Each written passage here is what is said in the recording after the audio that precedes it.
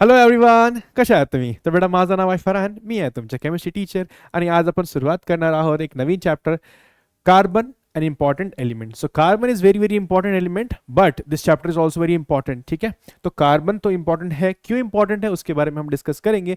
But इस chapter की importance भी बहुत ज़्यादा है, वो क्यों है उसके बारे में हम बात करेंगे. और सब बात तो करने वाले हैं.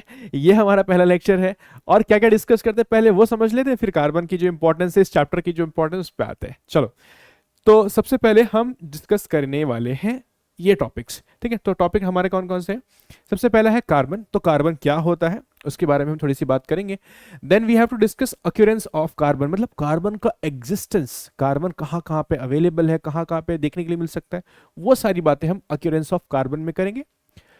फिर आती है प्रॉपर्टीज ऑफ कार्बन, मतलब कार्बन की प्रॉपर्टीज क्या क्या है. कार्बन हार्ड होता है, सॉफ्ट होता है, कैसे होता है, उसका मेल्टिंग पॉइंट क्या है, उसका बॉइलिंग पॉइंट क्या है, वो किसके साथ रिएक्ट कर सकता है, किसके साथ रिएक्ट नहीं कर सकता है, गुड कंडक्टर ऑफ इलेक्ट्रिसिटी है या बैड कंडक्टर ऑफ इलेक्ट्रिसिटी है, गुड कंडक्टर ऑफ हीट है या बैड कंडक्टर ऑफ हीट है. ये सारी बातें हम प्रॉपर्टीज ऑफ कार्बन में देखेंगे. और उसके बाद diamond and graphite. Diamond graphite क्या है, कार्बन के ही भाई बहन है, एलोट्रोप से, है ना.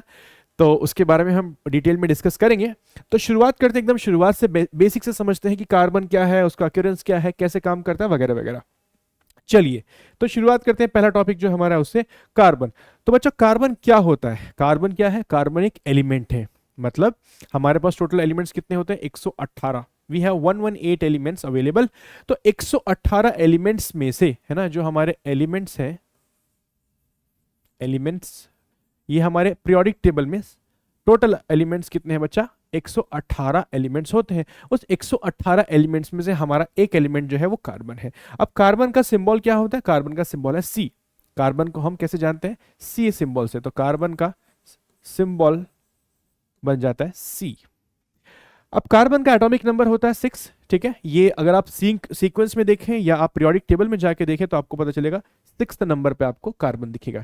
तो एटॉमिक नंबर 6, इसका एटॉमिक मास 12.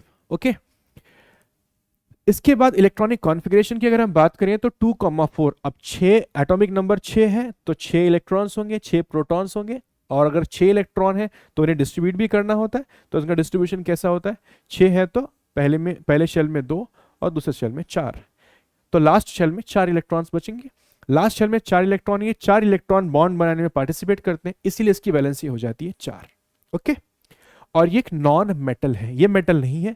जैसे कि हमारे पास आयरन एक मेटल है, मैग्नीशियम एक मेटल है ना, लिथियम एक मेटल है, बेरिलियम एक मेटल. तो मेटल्स जो है, आपको पता है कि हमारे पास मोस्टली इस पीरियोडिक टेबल में जो 118 एलिमेंट्स है वहां पे 95 मेटल्स है और बहुत ही कम नॉन मेटल्स है. उसमें से कार्बन एक नॉन मेटल है. ठीक है, सो कार्बन क्या है, एक नॉन मेटल है. ये बात आप याद रखिए. ठीक है, और नॉन मेटल की प्रॉपर्टी जो होती है वो भी आपके दिमाग में आ जानी चाहिए. जैसे कि नॉन मेटल्स क्या होते हैं, non metals they are bad conductor of electricity, bad conductor of heat. ये सारी बातें आपके दिमाग में क्लिक हो जानी चाहिए, है ना, तो चमक जानी चाहिए लाइट.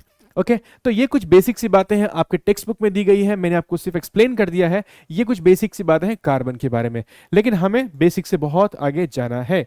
तो शुरुआत करते हैं इन जनाब से. ये कौन है, ये एक साइंटिस्ट है, इनका नाम है वूलर. ठीक है, ये जर्मन साइंटिस्ट है, मतलब थे, अभी तो नहीं है. तो इनका नाम था वूलर. वूलर ने क्या किया, वूलर ने एक ऑर्गेनिक कंपाउंड बनाया इनऑर्गेनिक कंपाउंड से. अब ये क्या है, ऑर्गेनिक इनऑर्गेनिक कंपाउंड. ठीक है, समझते हैं. तो बच्चों, होता कैसा है, होता ऐसा है कि हम ये कहते हैं कि जितने भी ऑर्गेनिक कंपाउंड है वो नेचर से मिलते हैं, और जो इनऑर्गेनिक कंपाउंड्स है वो हम खुद बनाते हैं या तो हम लैब में बनाते हैं, ऐसे कह सकते हैं.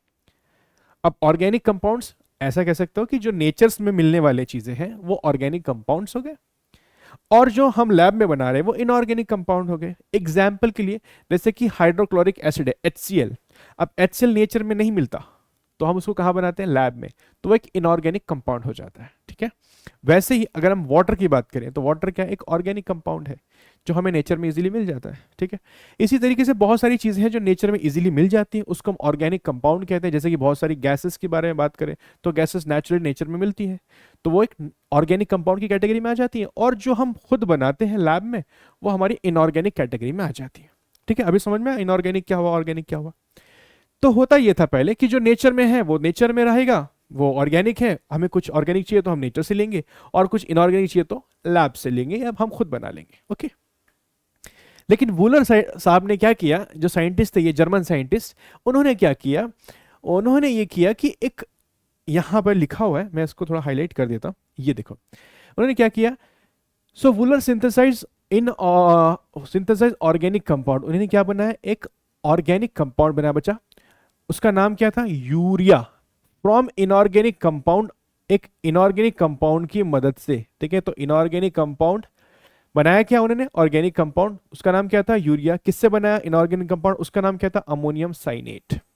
ओके, यहां पे आप देखो, ये है अमोनियम साइनेट, ये जो लिखा हुआ यहां पर, इसी का नाम है अमोनियम साइनेट, और उससे उन्होंने क्या बनाया, यूरिया। अब यूरिया जो कि एक ऑर्गेनिक कंपाउंड होता है, उन्होंने इनऑर्गेनिक से ऑर्गेनिक कंपाउंड बना दिया। ठीक है, इसके बाद से शुरुआत ये होने लगी कि हम बहुत सारे ऑर्गेनिक कंपाउंड को फिर लैब में बनाने लगे। ठीक है, तो यहां से फिर शुरुआत हो गई कि ऑर्गेनिक जो कंपाउंड्स हैं वो हम फिर नेचर पे जो डिपेंडेंट थे, अब हम बहुत सारी चीजों को लैब में बना लेते हैं। ओके, तो ये थी वूलर साहब की बहुत बड़ी खोज, जिसकी वजह से क्या हुआ, जिसकी वजह से ये हुआ कि हमें एक केमिस्ट्री का नई पार्ट या केमिस्ट्री की एक नई ब्रांच ही खुल गई। एग्जाम्पल के लिए, अभी आप 9th में हो, छोटे बच्चे हो, है ना, छोटे तो नहीं हो, थोड़े काफी बड़े हो गए हो, तो साइंस आपके पास दो तरह से मिलता है, साइंस 1 एंड साइंस 2, बराबर है, साइंस 1 एंड साइंस 2। तो साइंस 1 में आप क्या पढ़ते हो, फिजिक्स, है ना, साइंस 1 में आपके पास क्या होती है, फिजिक्स और केमिस्ट्री, ये आपको साइंस 1 में मिलती है, बराबर है ना। और साइंस 2 में आपको क्या मिलती है, बायो। अब बायो में बाकी चीजें भी आती हैं, जूलॉजी, बॉटनी, वो सब भी, लेकिन हम उसको ओवरऑल बायो कंसिडर कर रहे हैं। तो फिजिक्स, केमिस्ट्री और बायो, ऐसे आपके पास 3 सब्जेक्ट होते हैं साइंस में। साइंस 1 में आप फिजिक्स और केमिस्ट्री पढ़ते हैं। ठीक है, ये अभी आपका अभी का सिनेरियो है। लेकिन अभी आप बड़े हो गए, 10वीं में जाओगे, 10वीं पास करोगे तो 11वीं में जाओगे। जब 11वीं में जाओगे तो वहां पे होगा क्या, वहां पे आपको केमिस्ट्री जो है, वहां पे ये जो केमिस्ट्री है ना, आपको 3 पार्ट में मिलेगी, 3 पार्ट में, इसके भी 3 पार्ट हो जाएंगे केमिस्ट्री के। तो इसमें आपको एक होगी फिजिकल केमिस्ट्री, ठीक है, फिजिकल केमिस्ट्री, एक होगी ऑर्गेनिक केमिस्ट्री, ऑर्गेनिक केमिस्ट्री, और एक होगी बच्चा इनऑर्गेनिक केमिस्ट्री। ठीक है, समझे मेरी बात।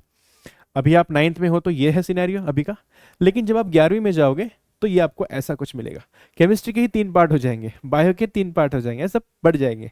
तो अभी फिजिक्स के लिए, अभी फिलहाल के लिए हम बोल रहे हैं कि केमिस्ट्री हम 3 पार्ट, अभी के लिए तो ये है, बट 11th के लिए ये चीज़ हम पढ़ेंगे। लेकिन यहाँ पर मैं आपको बताना क्या चाह रहा था, बताना मैं आपको ये चाह रहा था कि यहाँ पर जो इनऑर्गेनिक केमिस्ट्री वाला पार्ट है ना, ये कहाँ से आया, तो ये वूलर की ही देन है, ये जो साइंटिस्ट थे वूलर, इन्हीं की देन है। इन्होंने जब ये सारा एक्सपेरिमेंट किया तो केमिस्ट्री की एक ब्रांच ही बन गई, और उसको हम कहते हैं ऑर्गेनिक केमिस्ट्री। अब इस ऑर्गेनिक केमिस्ट्री में हम डिस्कस क्या करते हैं, इस ऑर्गेनिक केमिस्ट्री में हम सिर्फ कार्बन से बने हुए कंपाउंड के बारे में ही बातें करते हैं। तो वो कितने कंपाउंड है, बिलियंस में है, बहुत ज्यादा है। ठीक है, तो उन कार्बन कंपाउंड की एक अलग से ही ब्रांच बन गई, जिसको हम कहते हैं ऑर्गेनिक केमिस्ट्री। तो ऑर्गेनिक केमिस्ट्री में हम क्या पढ़ते हैं, only compounds which are related to carbon, जिसके अंदर कार्बन होता है। अब आप ऐसा भी सोच सकते हैं कि कार्बन और ऑर्गेनिक कंपाउंड, इसके रिलेशन कैसा है, ऑर्गेनिक कंपाउंड्स के अंदर कार्बन होगा ही होगा, without carbon organic compound exist नहीं करेगा। ओके, समझ में आ रही बात, क्लियर हो रहा है। तो ऑर्गेनिक कंपाउंड, ऑर्गेनिक केमिस्ट्री जब आप पढ़ोगे तो यहां पे आपको पूरा का पूरा सारे कंपाउंड जो भी मिलेंगे वो सब के सब उसके अंदर कार्बन होगा ही होगा, विदाउट कार्बन ये एग्जिस्ट नहीं करेगा। और ये एक्सपेरिमेंट करने के बाद वूलर ने बेसिकली हमारी एक ब्रांच ही खोल दी, हमें अब थोड़ा ज़्यादा पढ़ना पड़ेगा। ठीक है, तो फिजिकल, इनऑर्गेनिक और ऑर्गेनिक, तो ये आप 11th में देखोगे, अभी के लिए तो कोई टेंशन की बात नहीं है, अभी तो आप रिलैक्स कर सकते हैं 2 साल। ठीक है, तो ये हुआ। उसके बाद हम बात कर रहे थे कि अक्यूरेंस ऑफ कार्बन, ये कार्बन एग्जिस्ट कैसे करता है, कार्बन कहाँ कहाँ एग्जिस्ट करता है। अभी तक आपको पता थोड़ा बहुत चला होगा, थोड़ा और पता चल जाएगा अभी थोड़ी देर में। तो मैं आपको बता देता हूँ, कार्बन के 2 स्टेट होते हैं, कार्बन 2 तरीके से हमें मिलता है। एक तो फ्री स्टेट में, फ्री स्टेट का मतलब क्या होता है सर, और एक होता है कंबाइन, कंबाइन स्टेट कहेंगे इसको, या तो कंपाउंड भी कह सकते हैं। हमारी बुक में ना कंपाउंड लिखा हुआ है, तो हम कंपाउंड पे ज्यादा फोकस करते हैं, लेकिन आपको पता होना चाहिए इसलिए मैं दोनों लिख देता हूं। चलिए, तो फ्री स्टेट ये होता है जहां पर कुछ भी एडेड नहीं है, सिर्फ कार्बन है, एक अकेला कार्बन, कार्बन में कुछ मिला हुआ नहीं है। एग्जाम्पल के लिए, जैसे मैं आपसे बोलूं कि मेरे पास एक एलिमेंट है जिसमें कुछ भी मिला हुआ नहीं है। फॉर एग्जाम्पल मेरे पास गोल्ड है, ठीक है, गोल्ड। अब गोल्ड मैंने क्या किया, गोल्ड में ऐसे खोदा जमीन, वहां से गोल्ड निकाला, और गोल्ड पे कुछ भी नहीं था, सिर्फ उसको क्लीन, थोड़ी इंप्योरिटीज तो ऑब्वियसली रहेंगी ना, तो इंप्योरिटीज को क्लीन करके मैंने गोल्ड ले लिया। गोल्ड को मैं बेच के बहुत पैसा कमा सकता हूँ। तो ये गोल्ड कैसे मिला मुझे, फ्री स्टेट में, इसके साथ कोई अटैच नहीं था, कोई मिला हुआ नहीं था, कोई इसके साथ लगा हुआ नहीं था, ये फ्री स्टेट में मिला मुझे। लेकिन अगर मैं आपसे कहूं कि मेरे पास है कार्बन डाइऑक्साइड, तो देखो यहाँ पर कार्बन के साथ साथ क्या लगा हुआ है, ऑक्सीजन। तो ये क्या फ्री स्टेट हुआ, ये फ्री नहीं है, इसके साथ में कोई है, तो इसको हम कहेंगे कंबाइन या कंपाउंड की स्टेट में। ये कंपाउंड है, कंपाउंड बोल सकते हैं इसको, या हम इसको कहते हैं कि ये कंबाइंड है, किसके साथ, कार्बन ऑक्सीजन के साथ कंबाइंड है, ठीक है। तो फ्री स्टेट में क्या क्या मिलता है वो बता दीजिए साहब, हम उससे संतुष्टि कर लेंगे। तो देखो पहला ये है, यहां पर आपको सबसे पहले मिलेंगे डायमंड। डायमंड के बारे में तो बताने की जरूरत है, लगता तो नहीं मुझको। चलो दूसरा है ग्रेफाइट। अब ग्रेफाइट को भी आप बड़े आराम से, बड़े अच्छे से पहचानते हो, है ना। ये दो जो चीजें हैं ना, ये हमें फ्री स्टेट में अवेलेबल होती है। क्या होती है बच्चा, ये दोनों चीजें हमें फ्री स्टेट में अवेलेबल होती हैं। मतलब जब भी हम कार्बन ढूंढने जाएंगे तो ये दो तो हमें आराम से फ्री स्टेट में मिल ही जाएंगी। तो अगर फ्री स्टेट में ये हमें मिल रही है, ठीक है, फ्री स्टेट में अगर ये मिल रही है, तो फिर कंबाइंड स्टेट में कौन सी होंगी। तो कंबाइंड स्टेट में अगर हम देखें, जैसा भी मैंने बताया, एक होती है carbon monoxide, carbon dioxide, calcium carbonate, ये आपने नाम सुना होगा। उसके अलावा जिंक कार्बोनेट, ठीक है, ZnCO3, ये सब आपने सुना है ना। ये सब क्या है, कंबाइंड स्टेट है। इसके अलावा जो हमारी पेट्रोलियम होता है ना, पेट्रोलियम की अगर हम बात करें तो वो भी क्या है, एक कंबाइंड स्टेट वाला ही एग्जाम्पल है, ठीक है। क्या है, एक कंबाइंड स्टेट की बात करें। और उसके अलावा भी अगर हम थोड़ा सा और आगे देखें, इसके अलावा जैसे कि हमारे पास कोयला अगर आपने पता होगा, तो कोयला भी हमें नेचर में मिलता है, ठीक है। और भी बहुत सारे एग्जाम्पल है, एक्चुअली कंबाइंड में ज्यादा एग्जाम्पल है, फ्री वाले तो बहुत ही कम है ना। कंबाइंड में हमें क्या मिलता है, जैसे कि अगर हम बात करें कॉटन, वुल, प्रोटीन, फैट्स, ये सब इसमें आएगा। कॉटन भी इसकी इसी कैटेगरी में हम डाल सकते हैं, वुल डाल सकते हैं, ठीक है। और उसमें फिर हम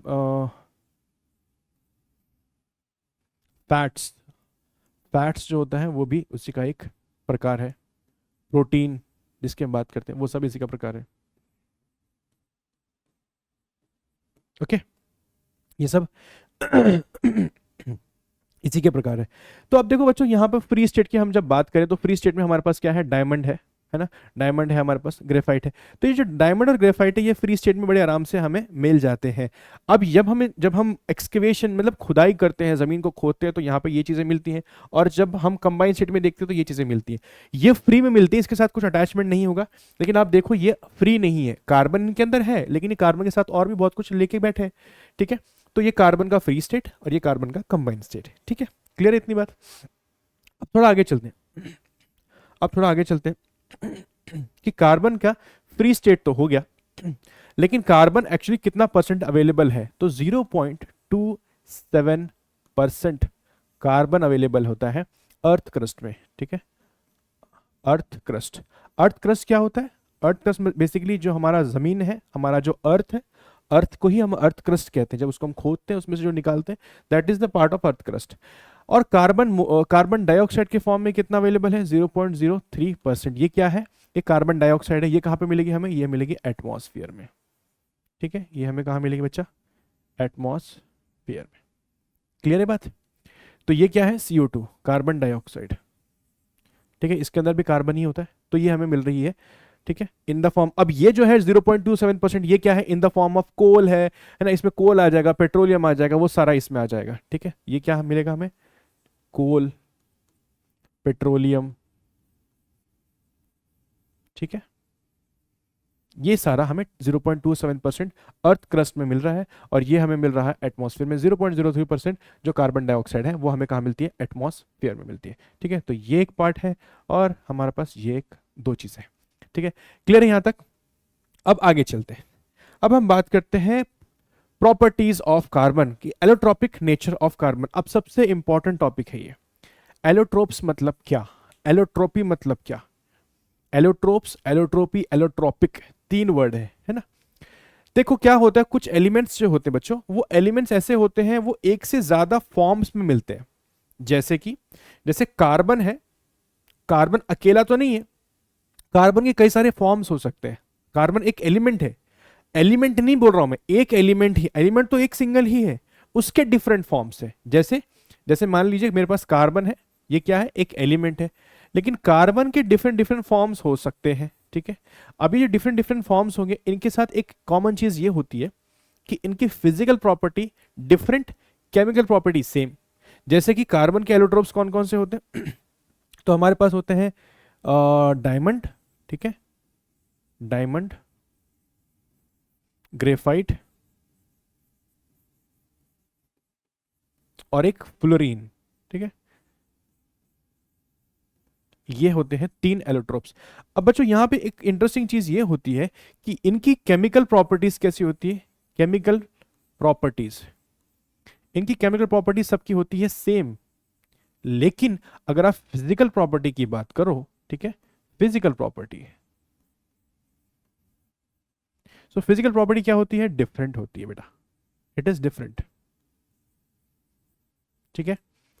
now what is chemical properties, what is physical property. Physical property मतलब क्या, फिजिकल प्रॉपर्टी मतलब जैसे उनका बॉइलिंग पॉइंट, उनका मेल्टिंग पॉइंट, उनका अपीयरेंस, उनका स्ट्रक्चर, ये सब किस में आ जाता है, फिजिकल प्रॉपर्टीज में। फिजिकल में हम जनरली देखते हैं कि डायमंड जो है वो हार्डेस्ट है, लेकिन ग्रेफाइट क्या है, वो सॉफ्ट हो जाता है। तो फिजिकली इन दोनों में बहुत, फिजिकली ये काफी डिफरेंस है दोनों में। लेकिन अगर आप केमिकल प्रॉपर्टीज देखेंगे तो वो सबकी कैसी होगी, सेम टू सेम होगी। तो एलोट्रोपिक नेचर इसका, कार्बन का एलोट्रोपिक नेचर का मतलब ये होता है कि एक एलिमेंट जिसका एक से ज्यादा फॉर्म्स में, जो खुद एक से ज्यादा फॉर्म्स में अवेलेबल है, उसी को कहते हैं एलोट्रोपिक नेचर। अब कार्बन के एलोट्रोपिक नेचर होते हैं क्योंकि कार्बन के पास एलोट्रोप्स होते हैं। एलोट्रोप्स कौन कौन से हैं, डायमंड, ग्रेफाइट एंड फ्लोरीन, ठीक है, ये हो गया कार्बन के एलोट्रोप्स। अब कार्बन के एलोट्रोप्स की अगर हम बात करें तो एलोट्रोप्स में क्या होता है, केमिकल प्रॉपर्टी सेम और फिजिकल प्रॉपर्टी जो होती है वो डिफरेंट होती है, और इसे क्या कहते हैं, एलोट्रोपी कहते हैं। क्या बोलेंगे इनको, एलोट्रोपी, ठीक है। तो ये कुछ बात है, बेसिक बेसिक बातें आपको बताई जा रही है यहाँ पर, ठीक है, एलोट्रोपिक नेचर ऑफ कार्बन। अब इसको थोड़ा सा डिटेल में हम जाएं तो हमें देखेंगे कि दो तरह से होता है ये, ठीक है। कार्बन के जो एलोट्रोप्स होते हैं, एलोट्रोप्स ऑफ कार्बन, उनको दो कैटेगरी में हम बांट सकते हैं, एक क्रिस्टलाइन फॉर्म में और एक एमॉर्फस फॉर्म में। तो देखो बच्चों, ये जो फॉर्म होता है ना, ये वाला, इन दोनों फॉर्म के बारे में थोड़ा सा हमें जानना जरूरी है। एग्जाम्पल के लिए अगर मैं आपसे कहूं कि जो क्रिस्टलाइन फॉर्म होते हैं उसमें क्या होता है और एमॉर्फस में क्या होता है। देखो क्रिस्टलाइन में प्रॉपर स्ट्रक्चर होगा, कभी भी क्रिस्टलाइन फॉर्म्स, अभी आप 12th में जाओगे तो वहां पे आपको भी पता चलेगा, सॉलिड स्टेट करके एक चैप्टर है, वहां पे ये मालूम पड़ेगा क्रिस्टलाइन फॉर्म्स क्या होती है, उनके एक प्रॉपर स्ट्रक्चर होता है। तो इसके अंदर कौन कौन से एलोट्रोप्स आते हैं, तो इसके अंदर 3 एलोट्रोप्स आते हैं। एक होगा डायमंड, डायमंड का एक प्रॉपर स्ट्रक्चर है, उसको हम यहाँ पे रख सकते हैं। दूसरा जो है बच्चों वो है ग्रेफाइट, ग्रेफाइट का भी एक स्ट्रक्चर होता है, और वो स्ट्रक्चर हम यहाँ पे ग्रेफाइट का प्रॉपर स्ट्रक्चर होने की वजह से उसको हम इस कैटेगरी में डाल सकते हैं। और तीसरा ऑब्वियसली क्या है, फ्लोरीन, ठीक है, हो गया क्लियर, ये तीनों चीज हो गई क्लियर। अब इसके बाद हम बात करें नॉन क्रिस्टलाइन, जो एमॉर्फस है, जिसका प्रॉपर स्ट्रक्चर नहीं है, वो कौन कौन से है। एक तो आपको मिलेगा कोल, ठीक है, इसके साथ साथ कोक, एक आएगा कोक, ठीक है, कोल एंड कोक, ये आपको देखने के लिए मिलेगा। अब ये जो है एमॉर्फस की बात कर रहे हैं हम, उसकी हम बारे में बात करेंगे, कोल है या कोक है, ये सब जो है बाद में बात करेंगे, बट अभी के लिए हम बात करेंगे इन क्रिस्टलाइन स्ट्रक्चर की, और उसमें भी आज हम दो के बारे में बात करेंगे, एक डायमंड और एक ग्रेफाइट, ठीक है। तो एलोट्रोप्स क्या होते हैं समझ गए, है ना। एलोट्रोप्स क्या होते हैं, एलोट्रोप्स बेसिकली एलिमेंट के ही एक सिंगल एलिमेंट होता है, उसके दो या दो से ज्यादा फॉर्म्स होते हैं, जिसको हम एलोट्रोप्स कहते हैं।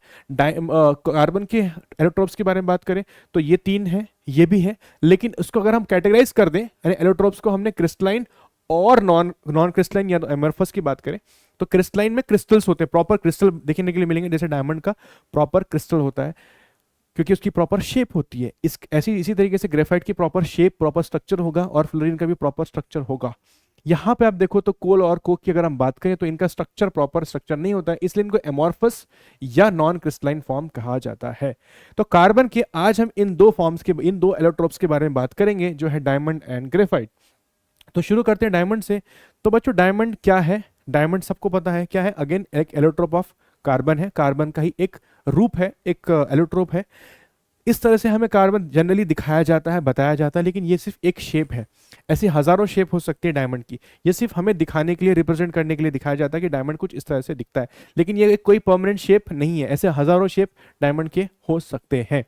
तो डायमंड क्या है, क्रिस्टलाइन फॉर्म में होता है, क्रिस्टल होता है, काफी हार्ड होता है। अगर आप देखें डायमंड को, ठीक है, हार्डेस्ट मतलब डायमंड से हार्ड कुछ नहीं बचा। नेचुरल चीज अगर कोई दुनिया में हार्डेस्ट है नेचुरली, तो वो डायमंड है। डायमंड से हार्ड कुछ नहीं है, और ये प्रॉपर क्रिस्टलाइन फॉर्म में आता है। इसका स्ट्रक्चर कैसा होता है उसके बारे में हम बात करेंगे। तो ये है इसका स्ट्रक्चर। अब स्ट्रक्चर की अगर आप बात करो, तो स्ट्रक्चर में एक देखने वाली बात यह है, यहां पर आप देखो कि एक जो कार्बन है वो 4 के साथ अटैच्ड होता है, कुछ इस तरह से, ऐसे, ठीक है। ये आप देख लो 1 2 3 4, या आप ये देख लो 1 2 3, और ये किसी और के साथ भी अटैच्ड होगा आगे, ठीक है। ऐसे यहां पर ये देखो 1 2 3 4। तो ये जनरली आप देखो, जनरली क्या हमेशा ऐसे ही देखने के लिए मिलेगा कि एक कार्बन 4 के साथ अटैच्ड है ऑलरेडी।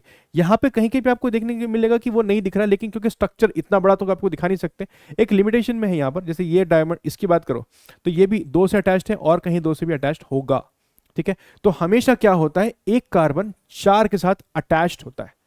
अब अटैच होने की वजह से उसके साथ क्या होता है, वो फ्री इलेक्ट्रॉन्स उसके अंदर होते नहीं है, वो जो स्ट्रक्चर होता है काफी रोबस्ट, एकदम स्ट्रांग बन जाता है, और उसको इजीली तोड़ना, इजीली ब्रेक करना बड़ा मुश्किल हो जाता है। इसीलिए नेचुरली अकरिंग कोई अगर सब्सटेंस दुनिया में सबसे हार्डेस्ट है तो वो डायमंड है, ठीक है। सिर्फ डायमंड एक कलर के नहीं आते, डायमंड के बहुत सारे कलर होते हैं। जो प्योरेस्ट डायमंड होता है, प्योरेस्ट, ठीक है, प्योर डायमंड जो होता है वो हमारा व्हाइट, या हम उसको कहते हैं ट्रांसपेरेंट जो होता है। जो ट्रांसपेरेंट होता है ना, जो हम ज्वेलरी में यूज करते हैं, ऐसे गले में, या नेकलेस जो होता है, या तो रिंग होती है, ऐसे जहां पर भी हम इसको डायमंड को यूज करेंगे, उसमें जो ट्रांसपेरेंट वाला होता है, व्हाइट एकदम, वो क्या होता है, प्योरेस्ट होता है। मतलब उसके अंदर कोई भी इंप्योरिटी नहीं है। और एक होता है इम्प्योर वाला, उसको हम ब्लैक डायमंड कहते हैं, ठीक है। इम्प्योर डायमंड जो होते हैं, इम्प्योर डायमंड, तो उसके अंदर बहुत सारे कलर आ जाते हैं। कौन कौन से कलर आ जाते हैं, तो आप देखोगे उसमें हमारे पास येलो कलर का डायमंड भी होता है, ठीक है। हमारे पास पिंक कलर का डायमंड भी होता है, ठीक है। हमारे पास ब्लैक कलर का डायमंड भी होता है, ठीक है। बहुत सारे कलर होते हैं। अभी ये तो सिर्फ मैं आपको 3 बता रहा हूँ, ऐसे बहुत सारे कलर आपको देखने मिलेंगे, red colour, yellow colour, black colour, green colour. तो ये जो ब्लैक कलर का डायमंड होता है ना, ये सबसे इम्प्योर होता है, सबसे इम्प्योर। और इस डायमंड को, इस ब्लैक डायमंड को हम यूज करते हैं इंडस्ट्रीज में।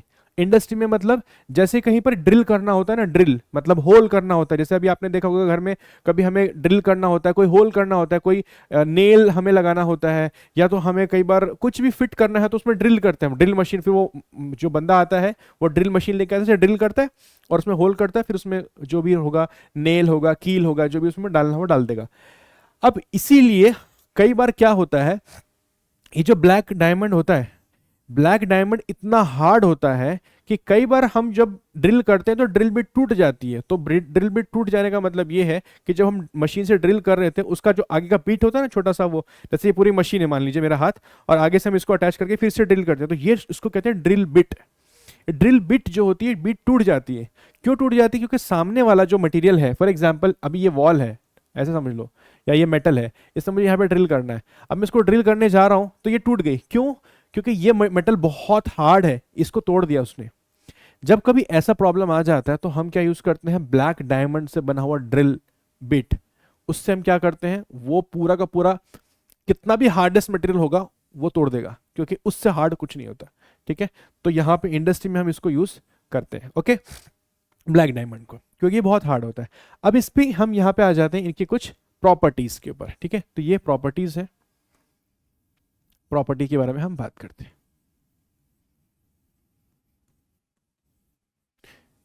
ठीक है। चलो, तो प्रॉपर्टीज कौन कौन सी है? पहला है brilliant and pure diamond is the hardest natural substance. मैंने कहा ना ये हार्डेस्ट है, इससे ज्यादा हार्ड कुछ भी नहीं है। नेचुरली अवेलेबल होने वाला जो मटेरियल, अगर कोई नेचुरली अवेलेबल है, वो है हमारा डायमंड। उससे हार्ड कुछ भी नहीं है। अब ये इतना हार्ड होता है कि इसको हम ड्रिल के लिए भी यूज कर सकते हैं। अभी आप देखोगे कहां कहां पे यूज करते हैं हम इसको। उसके बाद आप देखेंगे the density of the diamond is 3.5 ग्राम पर सेंटीमीटर क्यूब। इस वाटर से अगर कंपेयर करें तो वाटर का होता है 1, ठीक है। पानी का डेंसिटी कितना होता है, वाटर का इज 1 ग्राम पर सेंटीमीटर क्यूब। तो पानी से यह हैवी है ना, पानी से हैवी है, तो पानी के अंदर ये डूब जाएगा आराम से। The melting point of diamond is 3500। ये मेल्टिंग पॉइंट है 3500 डिग्री सेल्सियस, 3500 डिग्री सेल्सियस ये इसका टेम्परेचर है मेल्टिंग पॉइंट का। यानी इसको अगर मेल्ट करना है, पिघला देना है, तो उसके लिए हमें क्या लगेगा, 3500 डिग्री सेल्सियस टेम्परेचर। उसके बाद बच्चों क्या है, when diamond is heated at 800 degree Celsius, जब 800 डिग्री पर 800 डिग्री सेल्सियस वर्ती जब अपन यार क्या करना हीट करना सॉरी, तो क्या होगा, in the presence of oxygen CO2 is given away. मतलब डायमंड को अगर हम 800 डिग्री पे गर्म करते हैं तो उसमें से कार्बन डाइऑक्साइड बाहर निकल जाता है, ये यहाँ पे लिखा हुआ है। And in this process no other product beside CO2 is formed. मतलब सिर्फ कार्बन डाइऑक्साइड ही बनता है और कुछ भी नहीं बनता है। तो कार्बन डाइऑक्साइड जब डायमंड को 800 डिग्री सेल्सियस पे हम गर्म करते हैं तो उसमें से क्या निकलता है, उसमें से निकलता है CO2, ओनली CO2, और कुछ भी नहीं बनता है। Diamond does not dissolve in any solvent. तो बच्चों डायमंड कहीं पर भी डिसॉल्व नहीं हो सकता, क्योंकि आप अगर सोच रहे होगे कि ये कहीं पर डिसॉल्व नहीं होता, इस पर ना एसिड डाल देंगे या बेस डाल देंगे, तो मैं आपको बता दूं कि डायमंड पर एसिड और बेस का भी फर्क नहीं पड़ता है। Acid bases have no effect on diamond. तो अगर डायमंड को आप एसिड में भी डालोगे तो कुछ नहीं होगा, बेस में डालोगे तो भी कुछ नहीं होगा, पानी में तो कुछ होने वाला है ही नहीं, ठीक है। तो डायमंड कहीं पर डिसॉल्व नहीं होता है और एसिड और बेसिस का भी कोई इंपैक्ट उसके ऊपर नहीं होगा। Diamond is bad conductor of electricity as it does not have free electron. तो डायमंड का जो स्ट्रक्चर है, वो स्ट्रक्चर में हमने देखा कि कोई भी इलेक्ट्रॉन फ्री नहीं है, सब एक दूसरे से अटैच्ड है। तो कोई फ्री इलेक्ट्रॉन जब नहीं है तो इलेक्ट्रॉन फ्री नहीं होगा, तो वो मूव कैसे होगा, और जब तक इलेक्ट्रॉन मूव नहीं होगा इलेक्ट्रिसिटी कैसे जनरेट होगी। भाई इलेक्ट्रिसिटी कैसे हमें देखने के लिए मिलती है, जब हम किसी भी वायर में इलेक्ट्रॉन को फ्लो होते हुए देखते हैं। इलेक्ट्रॉन का फ्लो ही तो क्या होती है, इलेक्ट्रिसिटी होती है। इलेक्ट्रॉन का फ्लो क्या होता है, इलेक्ट्रिसिटी है, करंट इलेक्ट्रिसिटी वही तो है। यहां पे फ्री इलेक्ट्रॉन है ही नहीं, तो फ्लो क्या होगा, कुछ भी नहीं, इसलिए बैड कंडक्टर ऑफ इलेक्ट्रिसिटी हो जाएगा, एज सिंपल एज दैट। उसके बाद हम बात करते हैं यूजेस की या एप्लीकेशंस की, ठीक है। यूजेस या एप्लीकेशन एक ही बात होती है बच्चा लोग, ठीक है, यूजेस या एप्लीकेशंस। तो diamonds are used in glass cutting. जब हम ग्लास को कट करते हैं तो हम डायमंड को यूज करते हैं जनरली, क्योंकि ग्लास कट करने के लिए हमें शार्प नाइफ चाहिए होता है, तो हम वहां पर यूज करते हैं। एंड रॉक ड्रिलिंग मशीन, ठीक है। मैं आपको यही बता रहा था कि जब रॉक होती है बहुत हार्ड होती है, अब उन हार्ड को हम मेटल से करने जाते हैं ड्रिल, तो वो मेटल टूट जाता है। अब वो ड्रिल बिट जब टूट जाती है तो बार बार नई ड्रिल लाओ, फिर वो टूट जाती है, फिर नई ड्रिल लाओ, फिर वो टूट जाती है। तो बार बार ड्रिल बिट हम चेंज करने से अच्छा है हम क्या करते हैं, उसकी जगह पे हम डायमंड का ड्रिल बिट यूज कर लेते हैं। कैसे दिखती है सर, कुछ ऐसे दिखती है। देखो ये है ड्रिल बिट जिसपे आप देख सकते हैं ये डायमंड लगा हुआ है, ठीक है। ये डायमंड की ड्रिल बिट है, इसको ड्रिल बिट कहते हैं, ठीक है। ये मशीन में फिट हो जाती है, ये जो पार्ट है ना इधर का, ये मशीन में फिट हो जाता है, ये अंदर चला जाता है मशीन के, और फिर ये गोल गोल घूमता है, तो देखो यहाँ से कटिंग होनी शुरू हो जाती है, ठीक है। तो इसको बोलते हैं ड्रिल बिट। तो कहां पे यूज किया जाता है, रॉक ड्रिल करने के लिए और ग्लास कटिंग करने के लिए। Diamonds are use in ornaments, भाई ये तो बताने वाली बात है क्या, कहां पे है, ज्वेलरीज में। ऑर्नामेंट्स मतलब ज्वेलरी जो अपन यूज करते हैं ना, रिंग हो गया, नेकलेस हो गया, चेन हो गया, बहुत सारी चीजों में डायमंड हम यूज करते हैं। तो वही है डायमंड जिसको हम ऑर्नामेंट्स में यूज करते हैं। जनरली ये कौन सा होता है, ये होता है वो ट्रांसपेरेंट वाला जो चमकता है, प्योर वाला। एंड डायमंड नाइफ मतलब चाकू, डायमंड का चाकू भी होता है जिसको हम यूज क्या करते हैं, आई सर्जरी के लिए, आंखों की सर्जरी के लिए डायमंड का नाइफ। वाह वाह, ये देखिए हमारे पास डायमंड का नाइफ है, ठीक है। इसको डायमंड नाइफ बोलते हैं, इसमें डायमंड लगा हुआ है। कहाँ है डायमंड, ये डायमंड है, यहाँ पे आप देख रहे हो ना, ये डायमंड है। तो ये डायमंड के नाइफ से हम तो नहीं, मतलब डॉक्टर्स क्या करते हैं जब सर्जरी करते हैं आंखों की, तो उनको एक शार्प नाइफ चाहिए होता है, ठीक है। तो डायमंड का नाइफ यूज किया जाता है। अब ये नाइफ सस्ता नहीं आता है, ऐसे 20-25-50 रुपए में नहीं आता, ये 7-8 हज़ार रुपए का नाइफ है। इस नाइफ को हम सर्जरी में यूज करते हैं, मतलब डॉक्टर सर्जरी में यूज करते हैं। कैटरैक्ट वगैरह का ऑपरेशन जब होता है तो इसको यूज करके हम वो डॉक्टर ये करते हैं, ठीक है। तो इसको हम बोलेंगे डायमंड का नाइफ, ओके। उसके बाद इसको हम कहाँ यूज करते हैं, diamond dust is use for polishing other diamonds. तो अगर दूसरे डायमंड को अगर मुझे चमकाना है, एक डायमंड दूसरे डायमंड को चमकाया कैसे, तो उसका डस्ट यूज करके उस पे ऐसे पॉलिश करते हैं जिससे वो दूसरा डायमंड चमक जाता है। तो डायमंड जब स्टार्टिंग में मिलते हैं तो वो एकदम क्लीन नहीं होते ना, उनका सरफेस गंदा होता है क्योंकि वो अर्थ क्रस्ट में होते हैं, तो निकालते हैं तो काफी इंप्योरिटीज है, सब सारी इंप्योरिटीज को क्लीन भी कर देते हैं तो भी शाइन नहीं आता, तो शाइन करने के लिए पॉलिश करना पड़ता है। तो पॉलिश करने के लिए हम डायमंड का ही क्या लेते हैं, पाउडर। अब वो डायमंड का जो पाउडर यूज करते हैं वो डस्ट यूज करते हैं, उस डायमंड की डस्ट को, उस डायमंड के पाउडर को यूज करके हम दूसरे पे ऐसे पॉलिश करते हैं, जिससे क्या होता है उसकी सरफेस एकदम चमक जाता है। Diamond is use for make Windows giving protection from radiation in space and in artificial satellite. तो ये बहुत इंटरेस्टिंग है, जो आर्टिफिशियल सैटेलाइट्स होती हैं जनरली, या फिर या जो स्पेस एयरक्राफ्ट्स होते हैं, वहां पर हम जो विंडो देखते हैं वो विंडो डायमंड की बनी हुई होती है, वो ग्लास की नहीं है, वो डायमंड की है। अब डायमंड की बनी हुई क्यों है, क्योंकि ग्लास उतना प्रेशर झेल नहीं सकता, अब ऊपर जाते तो प्रेशर जो है, प्रेशर कई बार बहुत ज्यादा बहुत कम, अलग अलग लेवल का प्रेशर होता है, तो प्रेशर को इतना झेल नहीं सकता, कांच और टूट सकता है। तो विंडो हमें चाहिए होती है जिससे हम बाहर की दुनिया देख सकें, अगर पूरा ही बंद होगा तो बाहर देख ही नहीं पाएंगे। तो जो हमारे पास आर्टिफिशियल सैटेलाइट्स होती हैं, या आप देखो स्पेस स्टेशन होते हैं, तो वहां पे एक विंडो भी होती है, विंडो के थ्रू वो बाहर देखते रहते हैं। तो वो विंडो बेसिकली किससे बनी हुई होती है, diamond use to make those windows, उन विंडो को हम किससे बना रहे हैं, डायमंड से। और उससे क्या होता है, हमारा रेडिएशन से प्रोटेक्शन होता है स्पेस में, जब हम आर्टिफिशियल सैटेलाइट वगैरह को भेजते हैं, या आर्टिफिशियल जो, या फिर हमारा एयरक्राफ्ट होता है, एयरक्राफ्ट नहीं उसको स्पेस क्राफ्ट बोलते हैं, स्पेस क्राफ्ट। तो स्पेस क्राफ्ट जब जाता है तो वहां पे अगर विंडोज होंगी उसके अंदर, तो वो किससे बनी होंगी, डायमंड से। ठीक है, तो ये डायमंड के यूजेस है। ठीक है, ये हो गया हमारा ड्रिल बिट, ये हमारा डायमंड का नाइफ, और ये है ऑब्वियसली रिंग आपको दिख रही है, तो ज्वेलरी में हम इसको यूज कर रहे हैं। चलो बच्चों, अब आगे चलते। ग्रेफाइट, ग्रेफाइट क्या है, अगेन और एक क्या है हमारा एलोट्रोप, किसका, कार्बन का। अब यहां पर एक एक्सपेरिमेंट आपको दिख रहा होगा बड़ा प्यारा सा, ये आपको क्या शो कर रहा है, देखो यहां पे सबसे पहले मैं आपको बता दूं, ये पेंसिल है, पेंसिल का जो ऊपर का पार्ट होता है ये क्या होता है, वुडन होता है, मतलब ये लकड़ी का बना हुआ होता है, इट्स वुडन। लेकिन यहाँ पे आप जो पार्ट देख रहे हो, ठीक है, इसको हम क्या कहेंगे, ये ग्रेफाइट है, ये जो आगे का टिप है ये क्या है बच्चा, यही है तो ग्रेफाइट, ये क्या है हमारे लिए पास, ग्रेफाइट। और इस ग्रेफाइट को अगर आप देखो यहां पर, तो इस तरह से एक्चुअल ग्रेफाइट आपको देखने के लिए मिल जाता है, ये वाला। ठीक है, तो अब देखो जरा ध्यान से, यहां पे जो एक्सपेरिमेंट दिया गया है ये क्या शो करता है, ये करता है, आप देखो यहां पर हमने दो मेटल का क्लिप, ये मेटल का क्लिप है, ठीक है, ये मेटल का क्लिप है, मेटल का क्लिप, ये भी मेटल का क्लिप है। इस मेटल क्लिप से एक वायर लगा हुआ है, ये वायर ऐसे ऐसे जा रहा है इसके पास, यहाँ बल्ब से लगा हुआ है, ठीक है, और ये वायर बाद में निकला, ये बैटरी से लगा हुआ है, ये सेल से, और यहाँ से जाते हुए कुछ वागेन ऐसे, और यहाँ पर ये दोनों अटैचमेंट आप देख सकते हो, और इनके बीच में पेंसिल, पेंसिल इन दोनों क्लिप के बीच में लगी हुई है, फिर भी बल्ब ग्लो हो रहा है। इसका मतलब ये है कि graphite is a good conductor of electricity. ध्यान से सुनो, ऑल नॉन मेटल्स, सारे के सारे नॉन मेटल्स क्या होते हैं, बैड कंडक्टर ऑफ इलेक्ट्रिसिटी होते हैं ना, सारे के सारे नॉन मेटल्स क्या होते हैं, बैड कंडक्टर ऑफ इलेक्ट्रिसिटी। लेकिन ये इकलौता ग्रेफाइट, ये भी नॉन मेटल ही है, ये मेटल नहीं है, ग्रेफाइट क्या है, नॉन मेटल, लेकिन ग्रेफाइट नॉन मेटल होने के बावजूद it's a good conductor of electricity. इसीलिए आप देख सकते हैं इस एक्सपेरिमेंट को यहाँ पे दिखाया गया है, ये शो करने के लिए कि graphite is a good conductor of electricity, क्योंकि ये आराम से इलेक्ट्रिसिटी को ऐसे पास कर सकता है। और आप देख सकते हैं जो बल्ब है ये क्या है, ग्लो कर रहा है, देख रहे हैं ना, येलो एकदम ग्लो करता हुआ आपको दिखाई दे रहा है। तो यहाँ पे बेसिकली ये शो करता है कि electricity is a graphite is a good conductor of electricity. आइए अब देखते हैं इस स्ट्रक्चर को। देखो जो हमने अभी डायमंड का देखा था और इसमें क्या फर्क है, अगर आप दोनों को देखो तो इसमें एक मेन फर्क पड़ता है, यहाँ पे आपको लेयर दिखेंगे, जैसे आप ये एक लेयर देख रहे हो, ठीक है, this is layer number 1, this is layer number 2, ऐसे लेयर के फॉर्म में स्ट्रक्चर दिख रहा है, ठीक है, ये लेयर दिख रहे हैं आपको, एक लेयर, ये दो लेयर।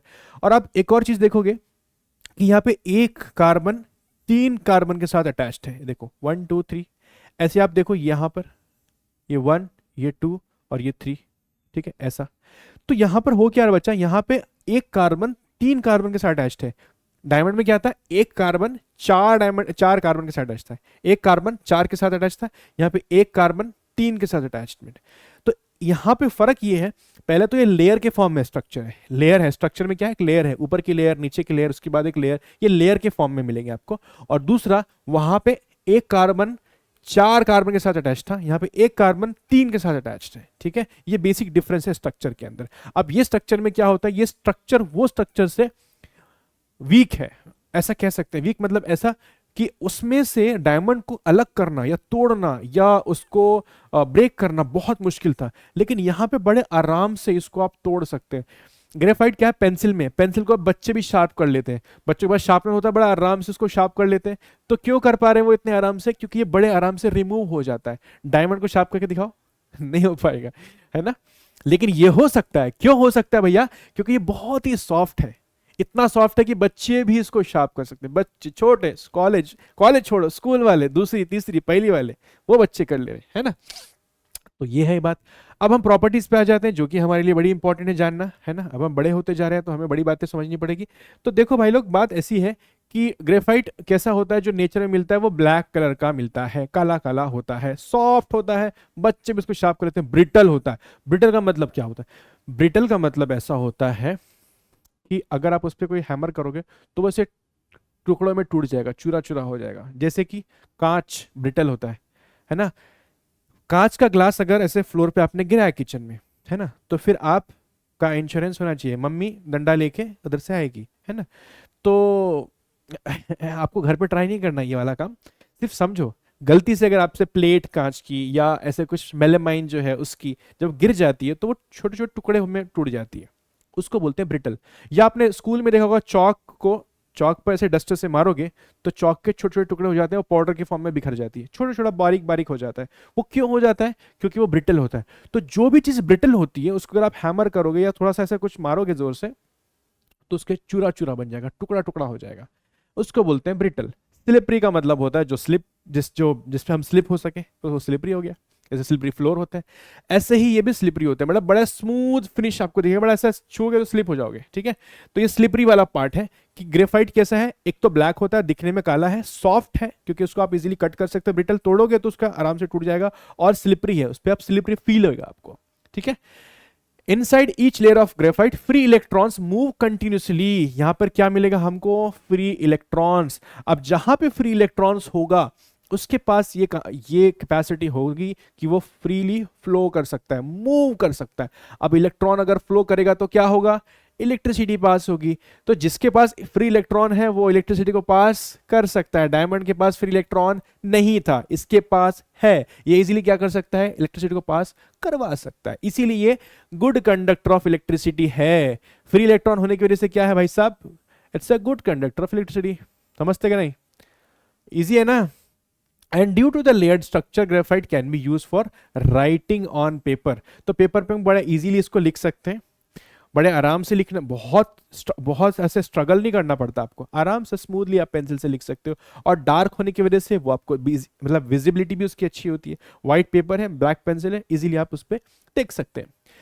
अगर हम डेंसिटी की बात करें तो density of graphite is 1.9 to 2.3। पानी से अगेन ये क्या, पानी की होती है 1, वाटर इज 1, तो ये 1.9 है, उससे ज्यादा पानी में डालोगे तो डूब जाएगा। ठीक है, ग्रेफाइट को। Graphite does not dissolve in most solvent. Graphite का भी अगेन सेम केस है जैसे डायमंड है, वो डिजोल्व नहीं होता किसमें, सॉल्वेंट्स में। अब सॉल्वेंट में डिजोल्व नहीं होता तो फिर उसको हम डिजोल्व नहीं करते, वैसे डिजोल्व करते भी नहीं उसको। लेकिन यहां पे दूसरे इंपॉर्टेंट यूजेस के बारे में बात करेंगे जो बहुत ही इंटरेस्टिंग है ग्रेफाइट के। Graphite is use for making lubricants. अब लुब्रिकेंट्स क्या होते हैं, आपकी जो साइकिल की चेन होती है, कई बार उस पर रस्ट आ जाता है बारिश के टाइम पे, तो आप क्या करते हो, फिर उसमें ऑयलिंग करते हो, थोड़ा ऑयल लगाते हो या फिर ग्रीस लगाते हो। ये ग्रीस ऑयल क्या है, लुब्रिकेंट्स हैं जो लुब्रिकेट कर देते हैं और बड़ा स्मूथ कर देते हैं। ऐसी चीजों को हम लुब्रिकेंट्स कहते हैं। ठीक है, अब लुब्रिकेंट्स हमें ग्रेफाइट का कैसे देखने के लिए मिलेगा, ये देख सकते हैं आप। ये ग्रेफाइट का लुब्रिकेंट है जिसको हम यूज कर सकते हैं। मेटल, वुड, प्लास्टिक लिखा हुआ ना, इसको हम यूज कर सकते हैं, एक तरह से लुब्रिकेंट का काम करेगा ये। Graphite is use for making carbon electrodes. Electrodes क्या होते हैं बच्चा, कार्बन के इलेक्ट्रोड्स का मतलब क्या होता है, जैसे इलेक्ट्रोलिसिस जब प्रोसेस होता है ना, इलेक्ट्रोलिसिस नहीं आता ना, देखो बताता हूँ। देखो ऐसा ग्लास होता है ना, हमने किया था शायद एक्सपेरिमेंट, इसमें हम क्या करते हैं, ऐसे पेंसिल डालते थे, है ना, और पेंसिल डालने के बाद यहाँ से एक वायर पेंसिल से बांध के उसको एक बैटरी से ऐसे अटैच कर दिया और ये वायर इसके साथ लगा दिया ऐसा। ठीक है, तो अब क्या हुआ, ये दो पेंसिल है, ये दो हमारी क्या है, पेंसिल है। अब इन पेंसिल के अंदर ग्रेफाइट है, ठीक है, और यहाँ पे समझो पानी भरा हुआ है इसके अंदर। ठीक है, तो इसके अंदर हुआ पानी। So now this is what, this is water H2O, right, and these are what, these are called electrodes. इनको हम क्या कहेंगे, इलेक्ट्रोड्स कहेंगे बच्चा लोग।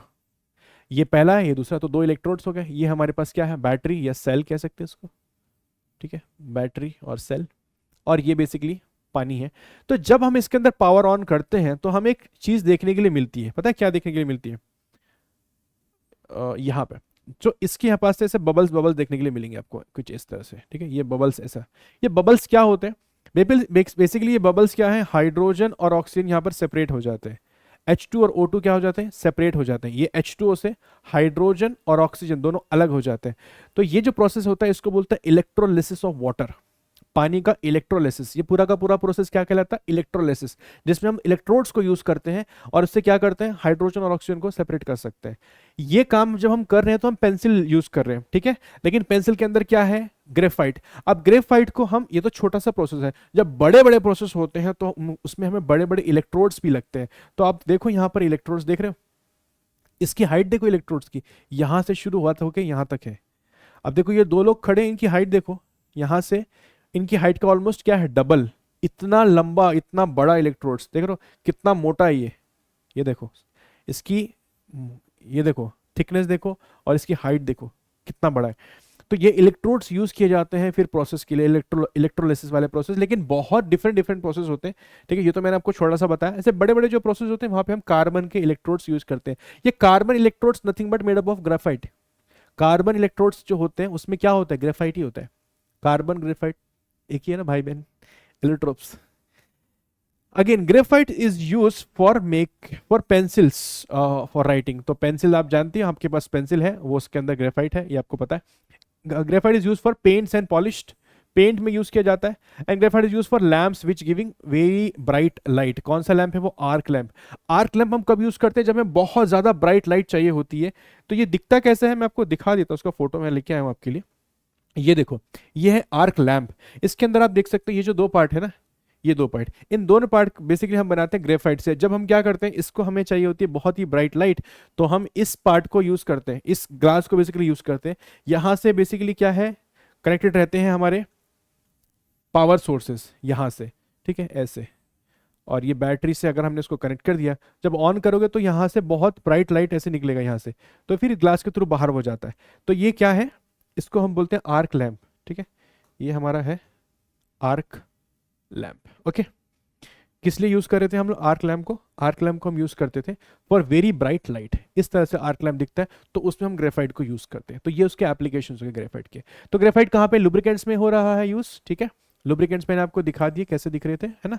उसके अलावा कार्बन के इलेक्ट्रोड्स है, पेंसिल्स में है, पेंट्स में है, आर्क लैंप में है, ठीक है। और ये एक एग्जांपल मैंने आपको दिया, ठीक है। तो एक बार समराइज कर लेते हैं, समझ लेते हैं फटाफट से इस पार्ट को पूरे को, है ना।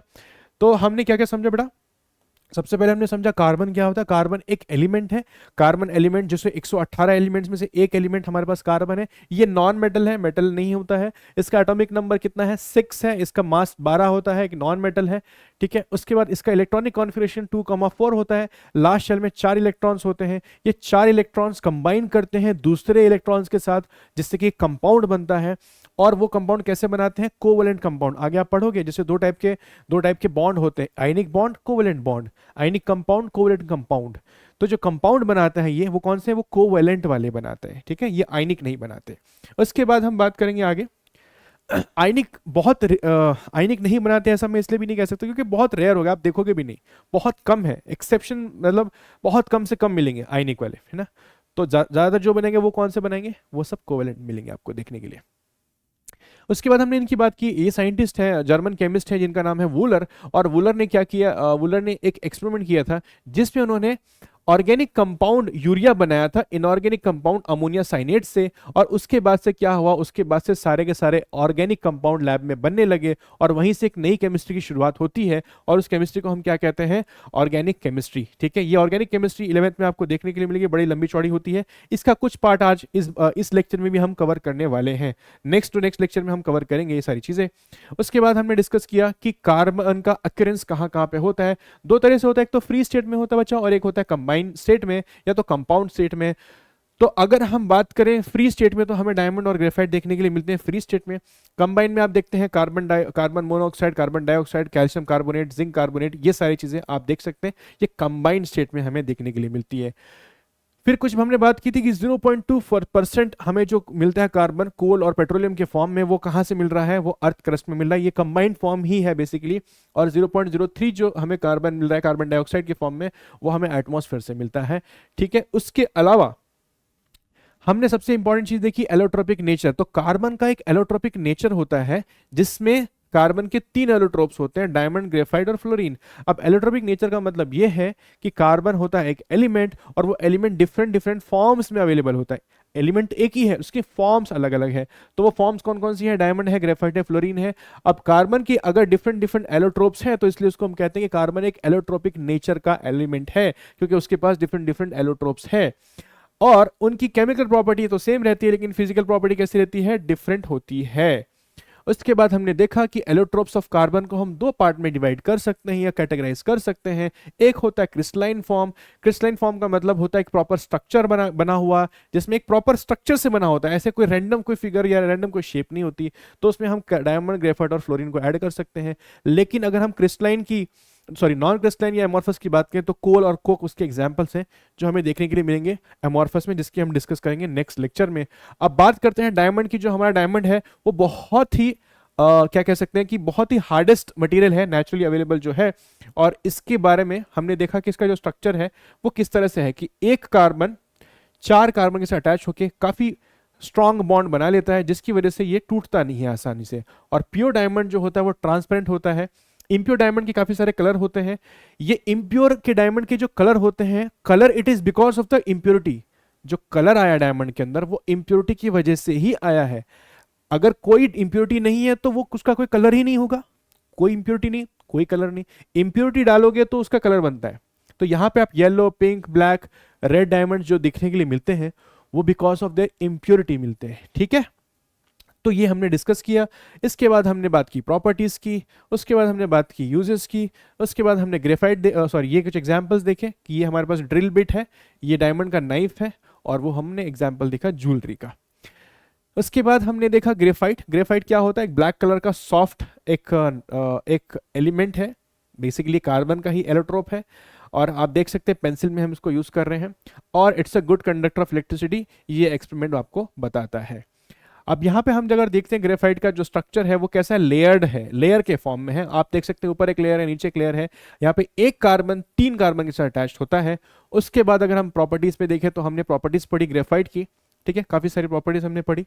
उसके बाद यूजेस हमने देखे, ये उसके यूजेस हैं, ये एप्लीकेशन आप लिख सकते हैं यहाँ पर, दीज आर द यूजेस और एप्लीकेशंस, है ना, दोनों एक ही बात है। और फिर ये कुछ एग्जाम्पल्स हैं, जैसे आप देख सकते हैं ग्रेफाइट का लुब्रिकेंट है, और ये क्या है, इलेक्ट्रोड है। ठीक है, दिस इज इलेक्ट्रोड।